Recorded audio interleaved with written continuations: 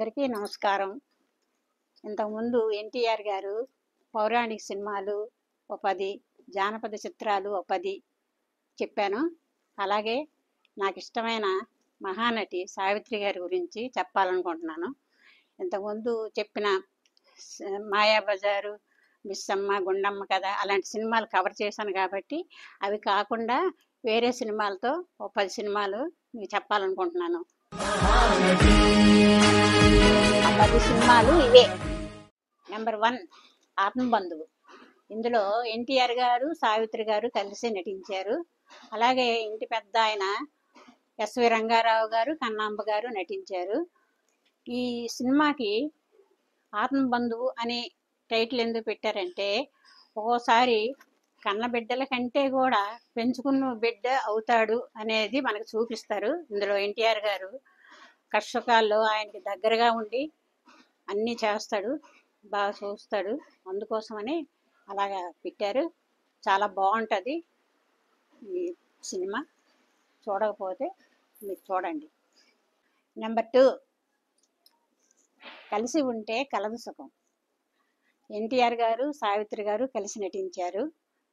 ఎన్టీఆర్ గారు ఇందులో హ్యాండిక్యాప్డ్, ఈమె ఇష్టపడి చేసుకుంటుంది ఎన్టీఆర్ గారిని.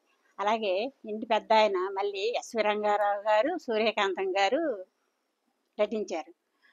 అన్నదమ్ములు ఫ్యామిలీ కలిసి ఉంటే కలదు సుఖము అని ఎందుకు పెట్టారంటే, కలిసి ఉంటే కష్టాలు ఉంటాయి, సుఖాలు ఉంటాయి.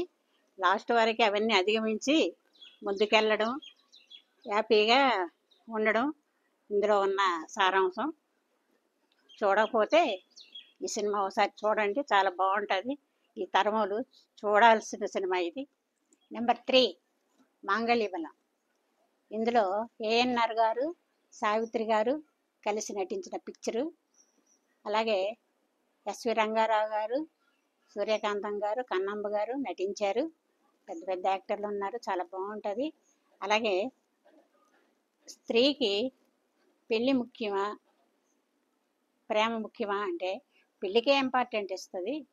అలా సాగుతుంది స్టోరీ, చాలా బాగుంటుంది. చూడకపోతే ఒకసారి చూడండి. నెంబర్ 4 చదువుకున్న అమ్మాయిలు. ఇందులో ఏఎన్ఆర్ గారు, సావిత్రి గారు, కృష్ణకుమార్ గారు పెద్ద పెద్ద యాక్టర్లు, చాలా దేనిగా నటిస్తారు. చదువుకున్న అమ్మాయిలు అంటే మగవాళ్ళకే కాదు, ఆడవాళ్ళకు కూడా చదువు అవసరం, చదువుకోవాలి. చదువుకున్న మహిళ ధైర్యంగా ఏ సమస్యనైనా ఎదుర్కొని బ్రతకగలదు అనే దీని మీద సినిమా సాగుతుంది, బాగుంటుంది.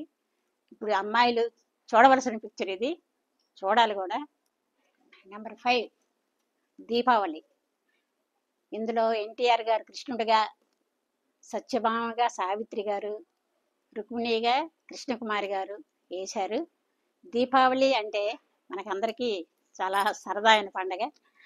ఆ పండగ వెనక్కున్న స్టోరీయే ఈ దీపావళి. నరకాసురుణ్ణి సత్యభామాదేవి చంపడము, ఈ యుద్ధంలో ఇవన్నీ జరుగుతాయి, మనకు చూపిస్తారు.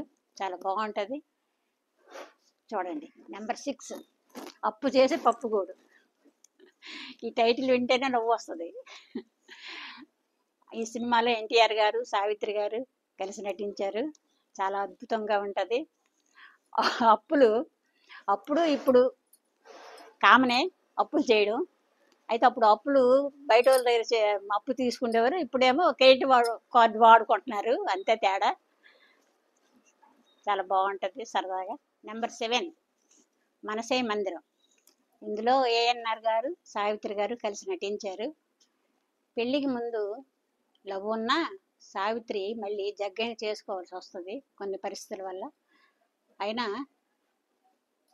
పెళ్ళికి చాలా ఇంపార్టెంట్ ఇస్తుంది ఆమె. మనసు అనేది భర్తనే దైవంగా చూస్తుంది లాస్ట్ వరకును. ఎలాంటి సమస్యలు వచ్చినా ఎదుర్కొంటుంది. చాలా బాగుంటుంది పిక్చర్, చూడండి. నెంబర్ 8 వెలుగు నీడలు. ఏఎన్ఆర్ గారు, సావిత్రి గారు నటించిన పిక్చరే ఇది.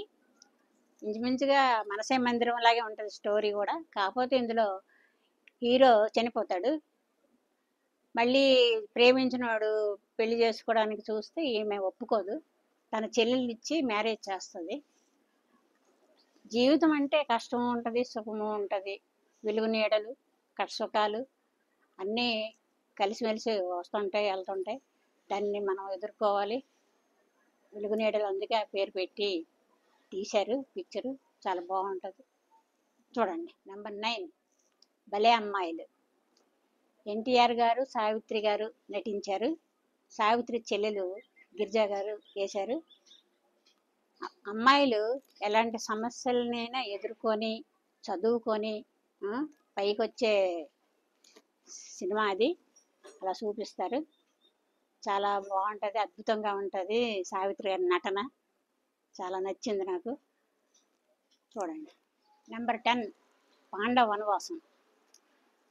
ఎన్టీఆర్ గారు భీముడిగా, సావిత్రి గారు ద్రౌపదిగా పోటీ పడి నటించిన పిక్చర్ ఇది. సావిత్రి ద్రౌపదిగా వేస్తే ఆమె తర్వాతే ఎవరైనా ద్రౌపది. ఆ సినిమా లాస్ట్ వరకు ఎన్నిసార్లు చూసినా చూడాలని అనిపిస్తుంది. అందులో మంచి మంచి పాటలు అన్నీ ఉన్నాయి. పాండవ వనవాసం చాలా బాగుంటుంది, చూడండి. ఇలాంటి సినిమాలు ఎన్నెన్నో ఉన్నాయి సావిత్రి గారివి. ఎన్ని అని మనం చెప్పలేము, చాలా ఉన్నాయి. కుంకుమరేఖ, మా బాబు, విమల, మంచి మనసులు, మోగ మనసులు, ఇలాంటివన్నీ బోల్డ్ సినిమాలు ఉన్నాయి. అన్నీ చెప్పడం కష్టం. అలాగే మీ దగ్గర సెలవు తీసుకుంటున్నాను. ఇంతవరకు వీడియో చూసిన అందరికీ కృతజ్ఞతలు. మరిన్ని ఇలాంటి వీడియోల కోసం మా గుంపులో గోవిందం ఛానల్ని సబ్స్క్రైబ్ చేసుకోండి.